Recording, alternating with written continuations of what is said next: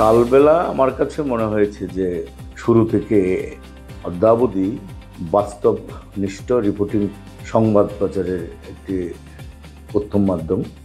তারা চেষ্টা করে তাদের নিজস্ব দৃষ্টিভঙ্গি থেকে দেশ ও জাতি এবং সমাজের কাজ করার জন্যে, যাতে করে আরও সুন্দরভাবে দেশ, জাতি, ধর্ম, বর্ণ নির্বিশেষে এগিয়ে যেতে পারে।